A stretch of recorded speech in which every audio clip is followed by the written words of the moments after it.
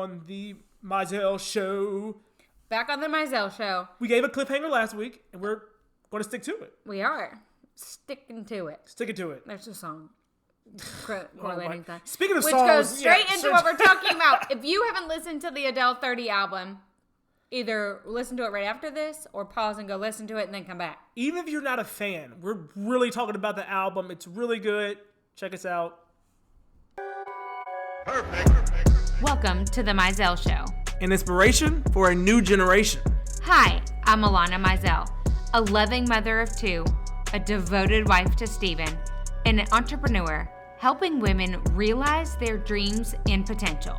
And I'm Steven Mizells, caring father of two, a devoted husband to Alanna, and a driving force to help young men prepare for life after college football. And if that wasn't enough, we're a biracial couple.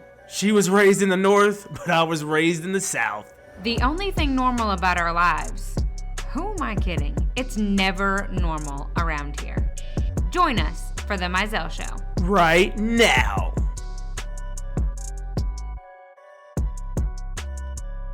Hey, Alanna. Hi, Steven. We are back on the Mizells Show. This is wait. actually... When I first started dating you, I used to call you Stevie Pants.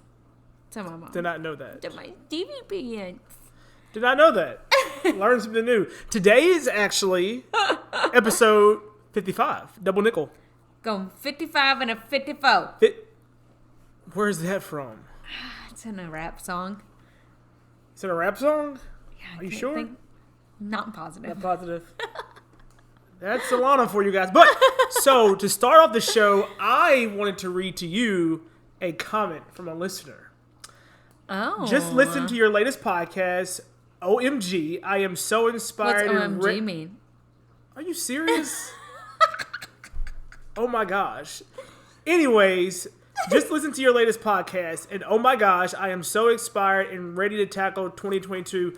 Thank you and Alanna. Thanks to Steven and Alanna for pouring your heart and gifts into others. Y'all are such a blessing to my life. Oh, that's so kind. Anonymous. We won't say Anonymous. But I figured we'd kick off our 55th episode, since you know that we are inspiring at least one person. Hey, that's all I need. Actually, at least three, because I feel like we enjoy doing this and inspire ourselves. Okay, that's true. I mean, I think... And I will also sidebar, Maple feels the need to play with her toys right now. She always does that, but she's laying down now. Right, she's chill. She's chill and tired. Maple's our dog, by the way. You didn't I don't feel like we've talked about her. No. Irrelevant. So last episode we mentioned cliffhanger. Adele's 30th album. I just wanted to make sure you weren't coming back. No. Adele's 30th album. So many of you... Adele's album 30. 30th it's album. It's not her 30th It feels like her 30th album, though. We wait so long that we should have 30 albums by now. Should. If she was putting out pop music... Hey. Tip top. We won't go there yet. Hey, okay. So, but many of you, this could be your first time listening, if not listening to episodes, our daughter is named Adele. So Adele plays special part. Adele the singer plays a special part in our lives. So our first dance song was to Adele the singer's version of Make You Feel My Love. And by the way, Alanna had never heard of Adele. Like, you put me on Adele. I had never heard of her. And it was right before her... 19? Yeah, I guess her 19 album came out. No. Maybe. I don't know. Yeah, it had to have been. Had to have been. But you put me on Adele, and so... And then when I was pregnant with our Adele... She dropped another album. Was when 25 came out. Yes. And... Vivid memory, we were listening to Adele as Alanna was pushing Adele out in the... Delivery room. I remember that. Yeah. Because our doctor Nebula said, play it again. Like, play that one track. Because I think that was the one that... I guess I was... Adele's cruising. Going to come out on. But also, it was the 21 album. 21 album, okay. Because she did 19, 21, 25, 30. Yes, because I remember... Yeah. So, anyway. Another fun fact about Adele. Mm-hmm. I've got a couple. One, we had only been... dating for like 2-3 weeks. Yep. When we came up with the name Adele Marie Mizells. Yes. Well, that will panic somebody who's anti-commitment. That's me. That's me. It's a little was bit. A commitment. It's also phobia. the same person that told her that I loved her in the first 2 weeks. Right. So, I mean, like that casual. Couple signs for a commitment signs, phobia. Yeah. Swerve. And then also, fun fact, when I was in my master's degree in liberal studies, we did a focus on lyrics and lyricism and how it kind of helps with strategy and leadership and how there's different ways to blah, blah, blah. The song Make You Feel My Love, I actually did a study on. Very nice. And how it changes your, endorphins, cognitive thinking. Mm-hmm. It's a good song.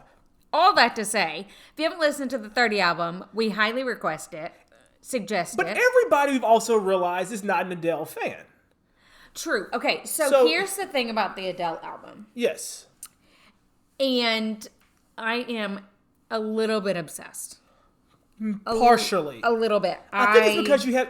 The one thing about Adele is that she gives you so long in between. Yeah. So it's okay to be a little obsessed when it drops because you've waited for 19 years in between. Yeah.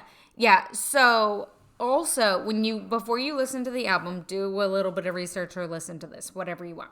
So in the meantime, she has gotten a divorce. Since her last album. Yes. Has a son. And had a son, then got divorced. Correct. Yeah, okay. And now has moved to the United States. Mm-hmm. The divorce was platonic. Yes. Well, he didn't really want it, but she needed it. And it's literally a diary, essentially, to her son about her going through divorce. Yes, because one thing that was very important to her that she's been very vocal about is that she grew up in a broken household. And it's something that she really, really, really did not want to put her son through. And she also, like many women and men, struggled and lost herself because she was so focused on not having a broken household. Correct. She was more focused on not having a broken household more so than maybe protecting her marriage or protecting herself or learning who she was. And I'm sure you guys have heard the song Easy on Me. She literally says that she was too young. Yeah.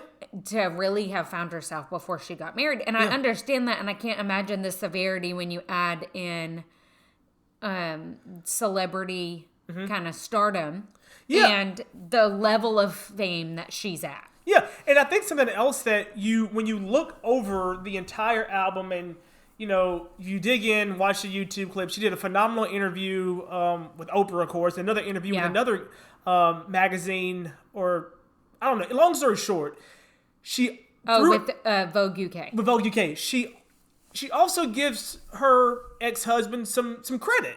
She says, he brought her through a lot in her early age to become the woman that she is, to be strong, and then also, sadly, to recognize that they were not a match. Yeah.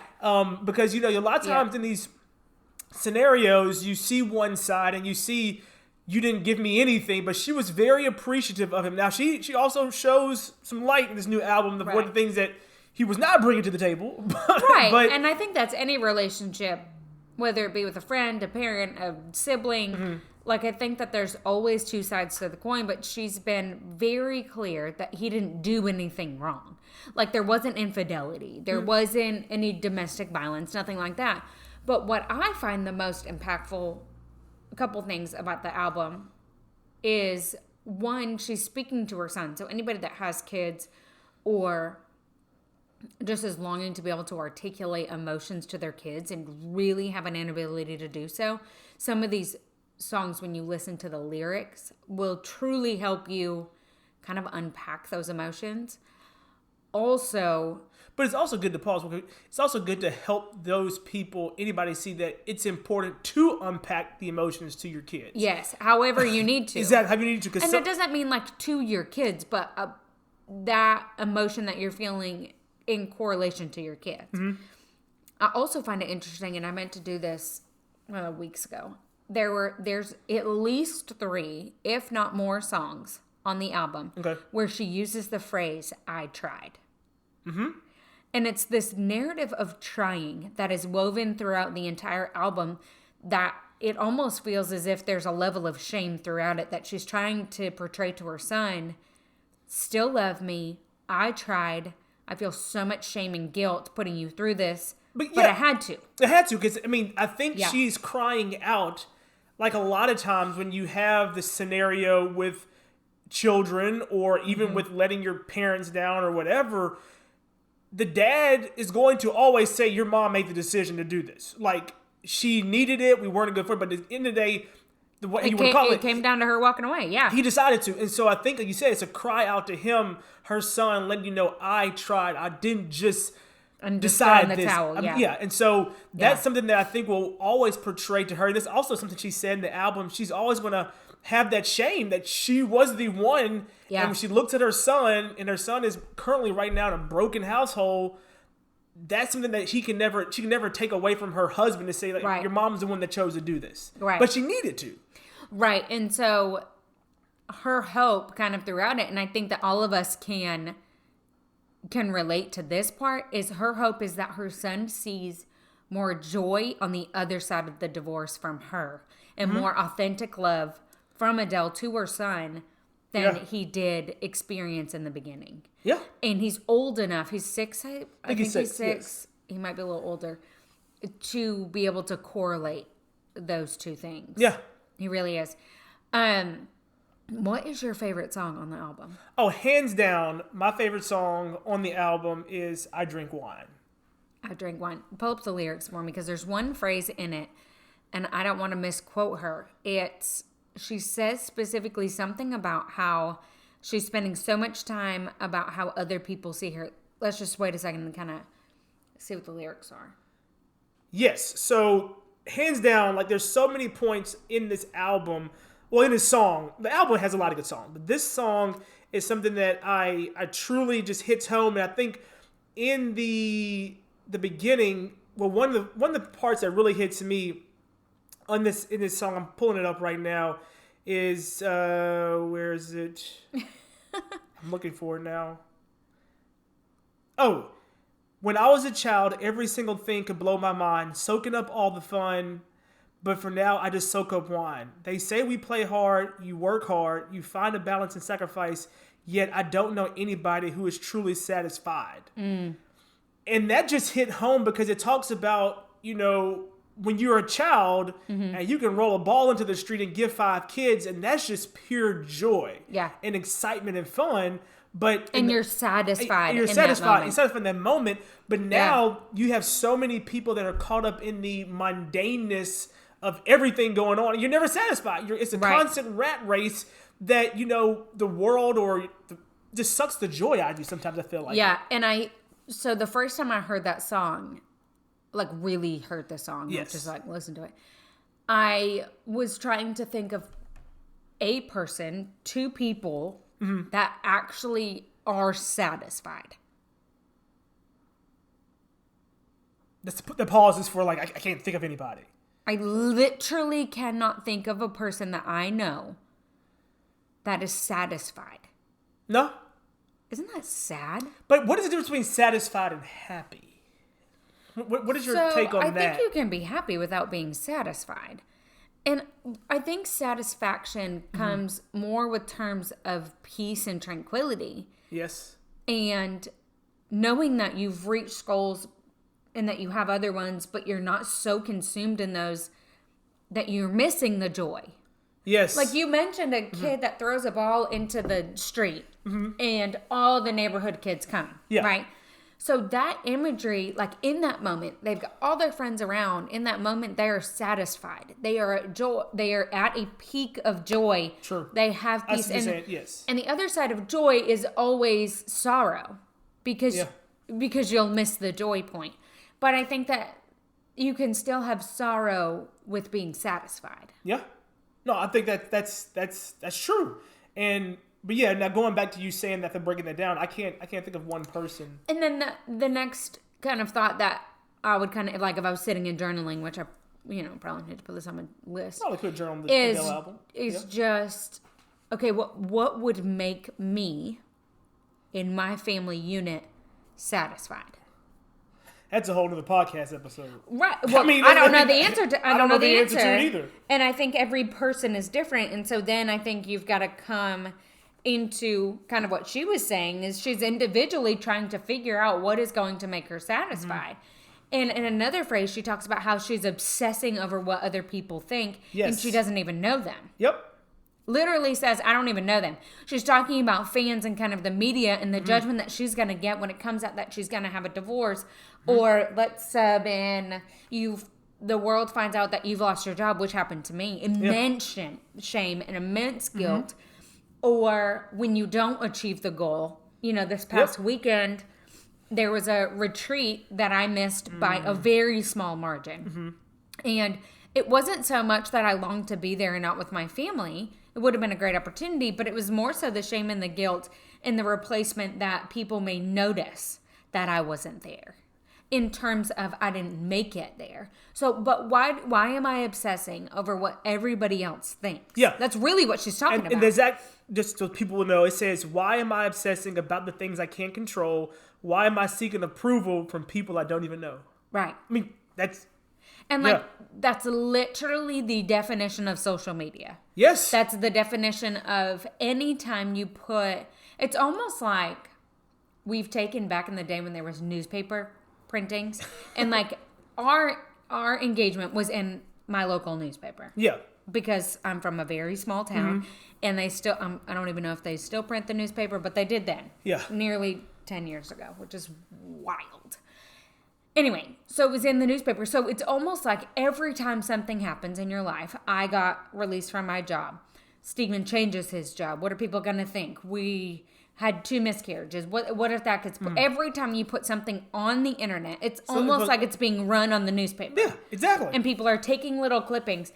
And they're taking little clippings and then they're putting their own story together. And then you're deciding how you feel about them feeling about what you put out there. Yeah.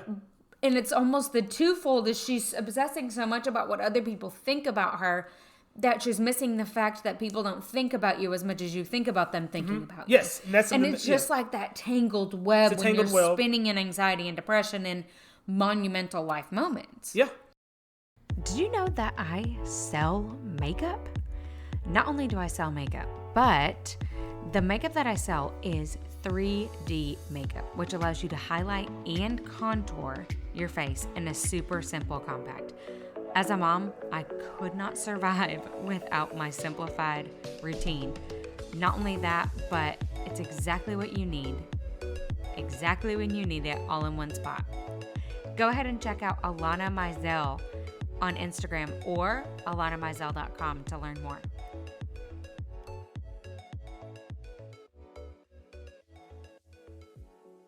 And one more part of that album before before we jump into your song is, I think the thing that jumped out to me the most on this song, like the third or fourth time listening to it, she says, so I hope I can learn to get over myself so I can stop trying to be somebody else so we can love each other for free. Yeah. Everybody wants something.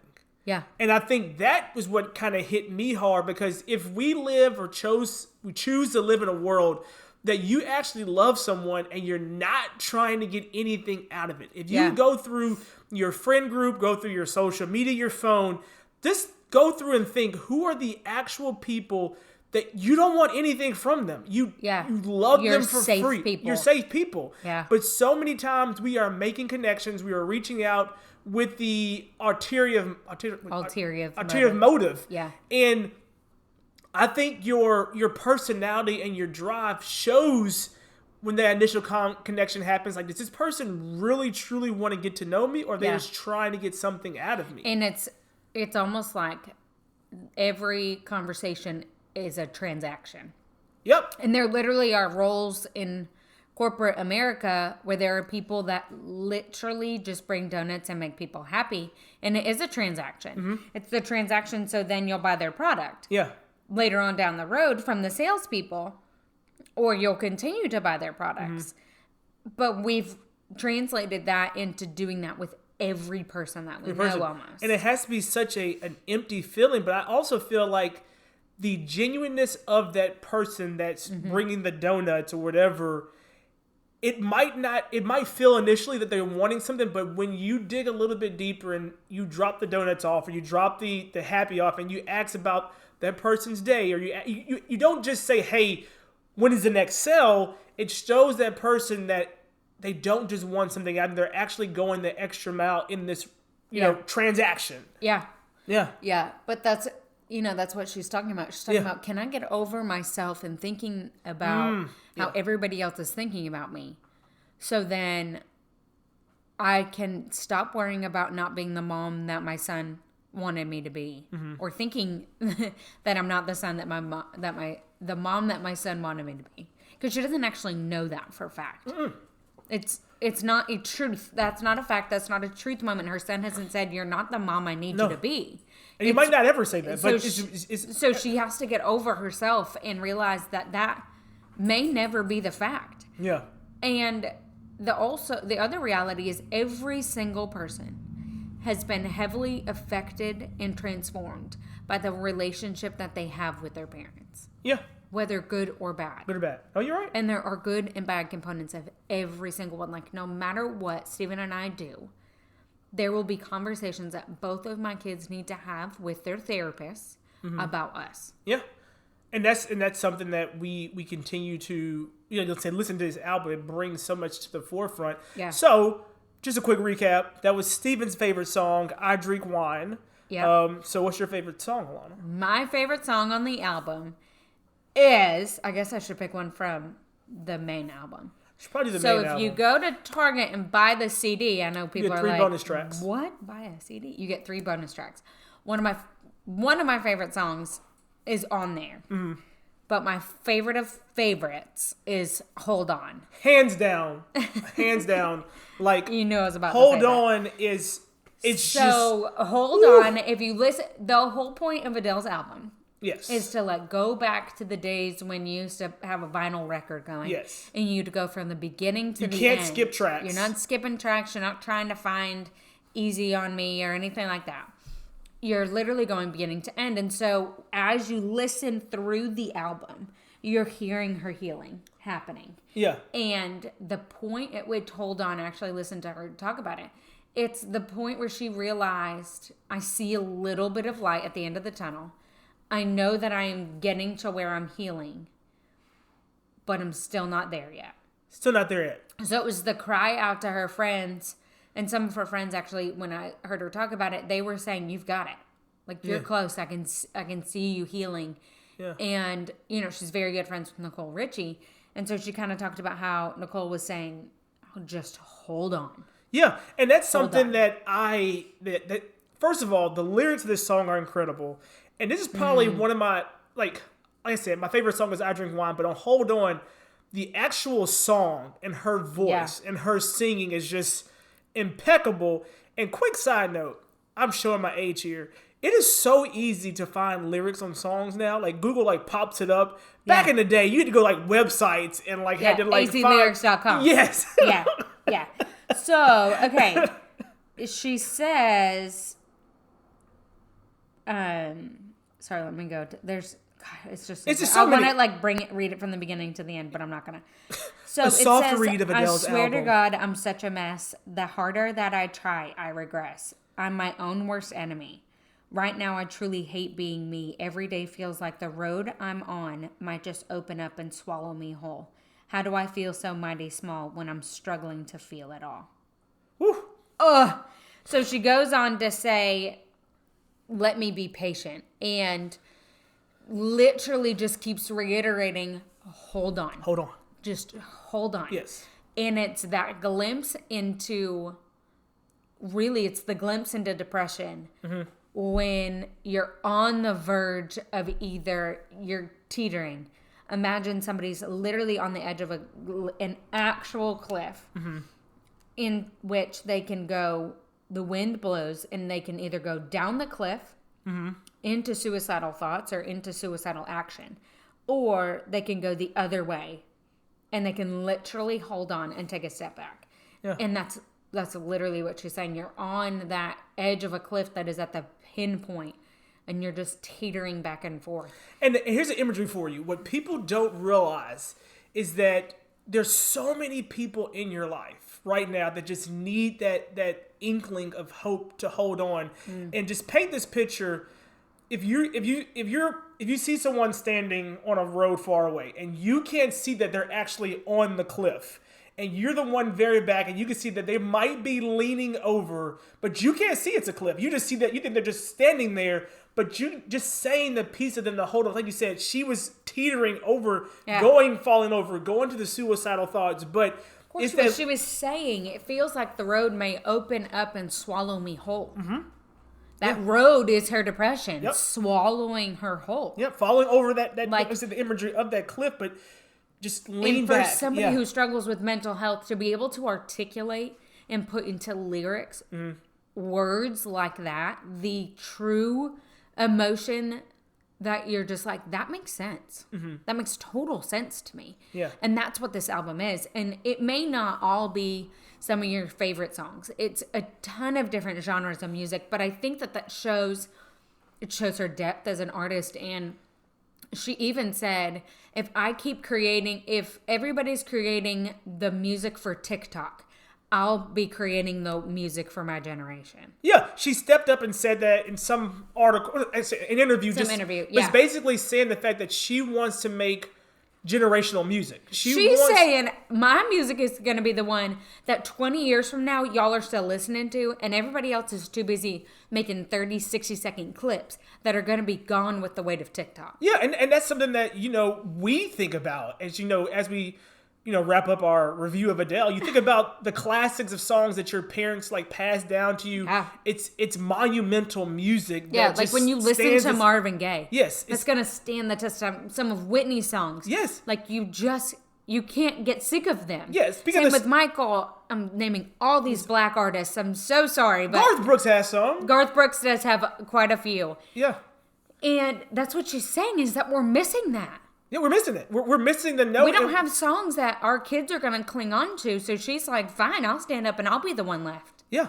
And it's the music like this that you will cling on to in those moments of desperation. Yeah. Like when our daughter Adele or one of Alanna's friends' daughters needs help 20 years from now, we might be able to say, hey, listen to this track. Right. Because it can articulate the words and the emotions better than I can. What you're feeling right now. Right. I think it's impeccable. And there's even one song talks about how sometimes the only rest you can get is loneliness. Yeah. It's actually in that song. It's just like that solitude moment when you're listening to music by yourself, and that is literally the only time that your mind and your body are at rest and feel calm enough to actually let the emotions out. I think that that's what Hold On does, and I think that there are a number of other songs. To Be Loved is another great one that, if you're a mom, it just literally rips your heart out. Yes. And so we, as you know, enjoy Adele, and we wanted to let you guys hear a little bit of insight from what we thought about it. But speaking of music, one more shameless plug. If you are one that's, sometimes in life you need to put some music on while you're read a devotional, or you're working from home, or you just need to listen. Here's a quick tip for you. Listen to the Downton Abbey soundtrack. Who got you on that? Oh, you did. Hands down. Alanna put me on game, and now I have the Downton Abbey soundtrack Y'all, plays it's so good. while I'm listening, while I'm doing a devotional, while I'm it's so working. calming. It's so calming. It is so good. So yeah, just another music tidbit for you. This is a music filled. We enjoy music though in this house. We do. We do. There's quite a few of my IGTVs where I'm literally breaking down songs and what I think they mean, what they mean to me, and things like that. So this is just, it's a whole album. It's a whole album worth it. And if you haven't listened to it, what's wrong with you? Yeah, check it out. We appreciate you guys. We want to know what y'all think. What's your favorite song? All of it. So if you guys are enjoying this, definitely leave us a review. Give us the feedback. If there's something you guys want us to talk about, reach out to us on our website at themizellsshow.com. There is a contact section. You can put it in there. We would love to hear about it. Or you can always go over to Instagram at The Mizells Show. Also, as always, don't forget to screenshot this episode and just add it to your stories and tag us on Instagram, on Facebook at The Mizells Show. Thanks, guys. Are you loving The Mizells Show? Well, we love you all. And did you know that you can have me and Steven talk to your team? or a group of 25 of your friends. All it takes is 25 people showing up on either a Zoom call, a Facebook Live, or really anywhere. Hopefully in person sooner rather than later. But how do you get us? So all you have to do is email themizellshow@gmail.com, or you can direct message us on Instagram @themizellshow.